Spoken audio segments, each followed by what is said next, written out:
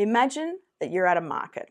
There are lots of people walking around and they're walking past your stall, but you haven't sold anything.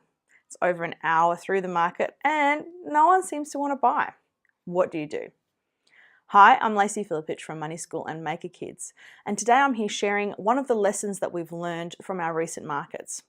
In this case, we had a young lady, Cassie, who runs a business called Jars, and these jars are absolutely divine. I've bought them as gifts for plenty of family members now.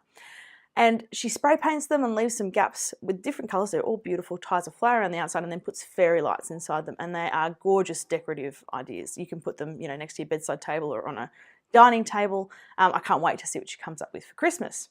Now, I know this because I've seen Cassie's products before, but on this day, she'd forgotten to bring batteries, which is really unlucky because it was a Sunday morning, and in Perth, the shops don't open till 11 o'clock. And she didn't have a vehicle to be able to go away and buy batteries from a 24-hour shop. So unfortunately, she was sitting with her stand with these beautiful jars, but they weren't illuminated. And they're not as visually appealing when they're not illuminated.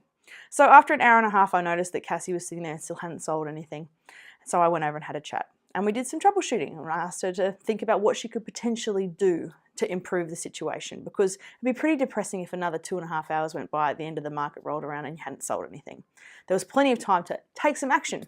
So we ran through some options. The first one was, if you've forgotten something, can you borrow it from somebody else? We'd already established you couldn't go and buy it easily because they didn't have a car accessible at the time. So she looked around the market and saw that there were other people who had fairy lights. And she thought, oh, they're battery operated. So she went and asked those people if they had a set of batteries that she could borrow. She thought, well, at least if I can get one set of batteries, I can illuminate one jar.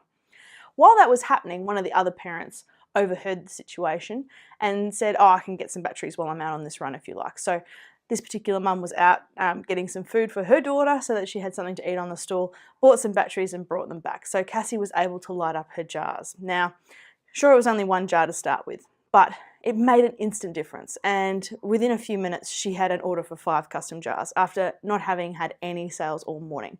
So that one simple tweak made a huge difference. Yes, it took a bit of effort. Yes, she felt a bit anxious, and there's obviously a little bit of nerves asking people if she could have their batteries or borrow them, but it was well worth it because she managed to make some sales.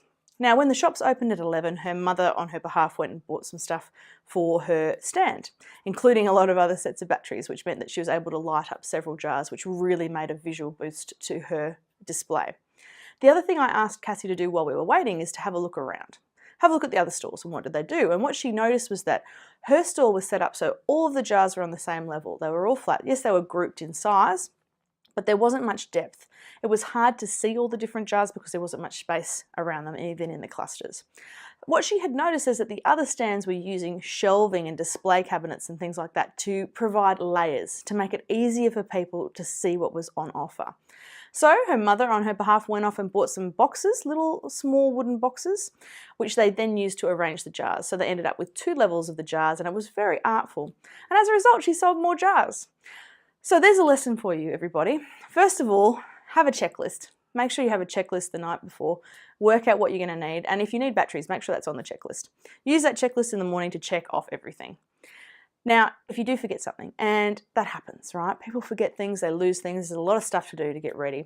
Have a think about on the day what you could do to solve that problem. If you forgot something, what could you do? Could you ask other people? Could you call family or friends to bring that stuff back for you?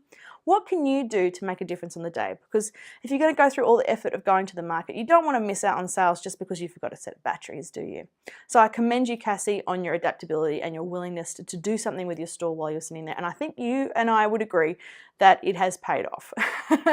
So well done. And thank you for agreeing to let us share this lesson with everybody.